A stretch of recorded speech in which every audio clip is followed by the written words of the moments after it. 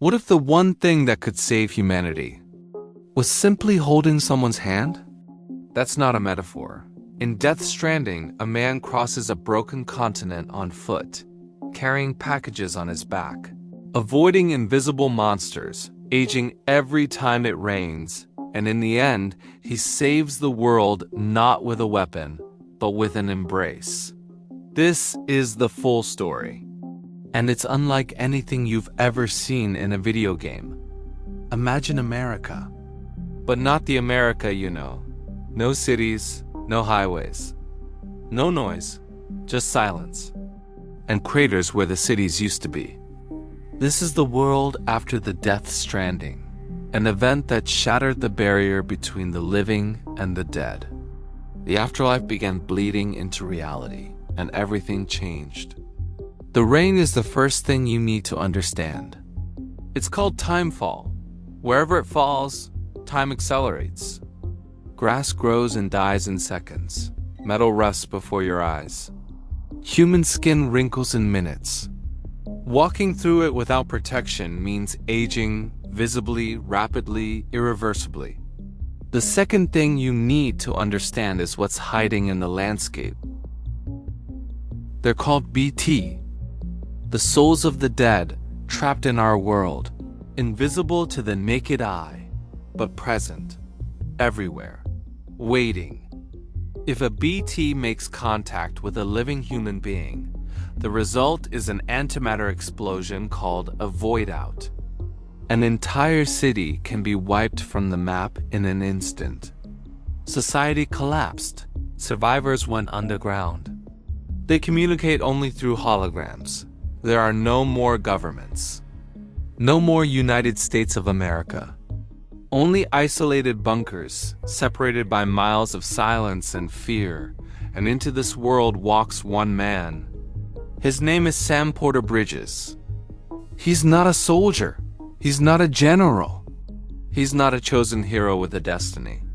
He's a delivery man. Sam carries packages across the wilderness. He balances the weight on his back with precision. He plans routes around BT-infested zones. He crosses freezing rivers on foot. He climbs rock faces alone.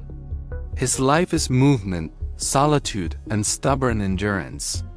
He is also deeply, deliberately disconnected. In a world dying from isolation, Sam wants nothing to do with anyone. But Sam has one ability no one else has. He can come back from the dead. We see it early. A mission goes wrong. A void out destroys an entire city. Sam dies in the explosion. And then, he wakes up in a black ocean, full of shadows and massive creatures drifting in the dark. He swims toward the surface, toward his own body. He's a repatriate. A bridge between the beach, the liminal space between life and death, and the living world. This ability makes him unique, and it makes him a target. Back at a Bridges facility, he meets Deadman. Deadman was not born. He was assembled, stitched together from cadaver parts by Bridges scientists. He has no beach of his own, possibly no soul. He studies death obsessively because he's terrified he might have nothing waiting for him on the other side. He's rational, precise, almost clinical, but underneath all of it, he's haunted by existential dread. When he meets Sam, he sees both a scientific anomaly and something he can almost call a friend. Then Sam meets Bridget Strand, the President of the United States, the founder of Bridges. And for Sam, more than anything else, his mother. Bridget is dying. Her body is failing. But her vision is enormous. She wants to reconnect America. Not with roads, not with walls, but with something called the Chiral Network. A system that uses the beaches to transmit data instantaneously across any distance. If every surviving city is connected, humanity can start rebuilding. She asks Sam to cross the continent, east to west, connecting each node along the way. and she asks him to find her daughter Amelie, stranded on the far shore at Edgenot City. Sam says no, he wants no part of it. Then Bridget dies. And Sam says yes. Not for America, not for bridges, for her. He carries her body to the incinerator himself, a son bearing his mother toward the end, in a world where death itself has become dangerous. It's the first delivery of the journey, and it sets the tone for everything that follows. As Sam moves west, he meets people. Each of them is carrying something. The first is fragile, elegant, fierce, young-faced but aged by timefall, her body marked by exposure she chose deliberately. A rival delivery company's leader. A man named Higgs forced her to run through timefall to save a city from a nuclear detonation. She sacrificed her body to stop it. She lost years of her life in minutes. And she's still standing. Fragile helps Sam cross a natural barrier that would have stopped him cold. She asks for nothing in return. Then there's Higgs himself. Theatrical, mocking, dressed in gold. A terrorist who can control BTS like weapons, summoning massive creatures from the void to hunt Sam down. Higgs doesn't believe the extinction should be stopped. He thinks it's inevitable, beautiful, even. He sees himself as an agent of the end, and he performs his nihilism with a showman's flair. He is everything Sam isn't. Where Sam builds connections, Higgs destroys them. Further west, Sam finds Mama, a brilliant engineer living among the ruins of a hospital. She can't leave. She's tethered by an actual umbilical cord to a BT child. Her daughter died in the womb during a void out. The baby never fully passed to the other side. And Mama can't bring herself to sever the connection.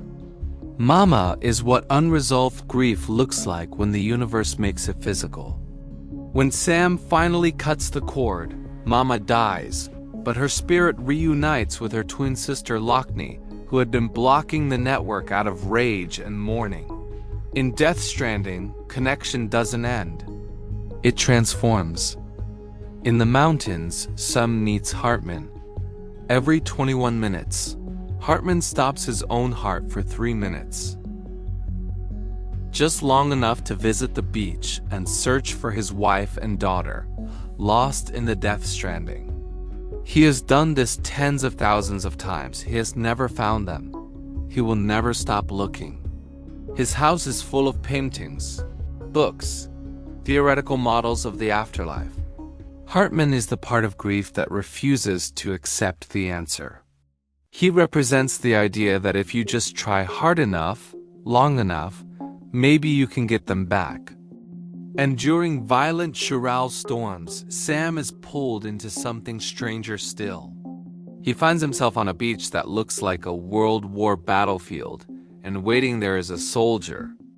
A man who fights Sam with desperate fury, singing lullabies to a baby while he does it.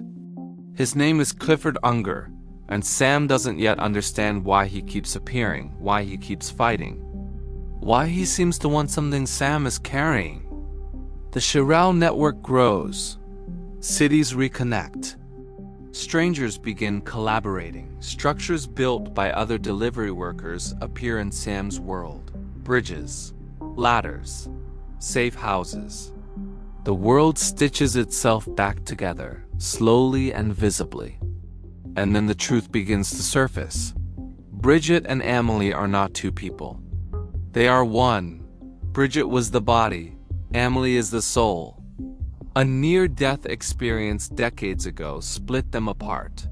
One anchored to flesh, the other to the beach. And Amelie is not just Bridget's daughter or Sam's sister. She is the extinction entity of this era. Every cycle of mass extinction in Earth's history was guided by one of these beings. Creatures tied to the beach, nudging life toward its next ending. Amelie is this era's, and the Chiral network Sam spent the entire game building? It was connecting every beach on Earth to hers, preparing a global extinction event. Sam reaches the final beach. Emily is waiting.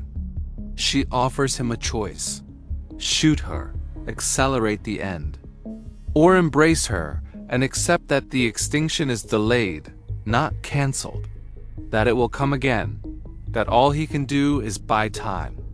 Sam chooses the embrace. He chooses connection. He chooses to believe that the bonds between human beings are worth more than the certainty of an ending. The extinction retreats. The chiral network stabilizes. The world exhales. But the story isn't finished. Sam returns. And Lou is gone. Lou, the bridge baby who traveled with him the entire journey, housed in a pod on his chest, whose cries let him sense the BT is. Lou's body cannot survive outside the incubation pod. The connection to the beach that made her useful is also what's killing her. Sam carries her to the incinerator. One last delivery. One more march through silence. And on the way, the final piece falls into place. Clifford Unger wasn't hunting Lou. He was hunting Sam. Sam was the BB. Decades ago, an infant Sam was placed in an experimental pod. Die Hardman shot Clifford on Bridget's orders. The bullet struck the pod. Emily brought the child back to life. And in that moment, that precise intersection of death, the beach, and a desperate father's grief, the Death Stranding began. Sam was always the bridge, not just between the living and the dead, between the cause and the consequence, between the beginning and the end. He reaches the incinerator with Lou in his arms. He breaks the protocol. He opens the pod. He holds her. He says her name, and she breathes. The rain falls. But this time, nothing ages. It's just rain. Regular, ordinary rain. The kind that used to mean nothing. And in the sky, for the first time, there is blue and a rainbow. The world is not saved. The extinction is postponed, not prevented.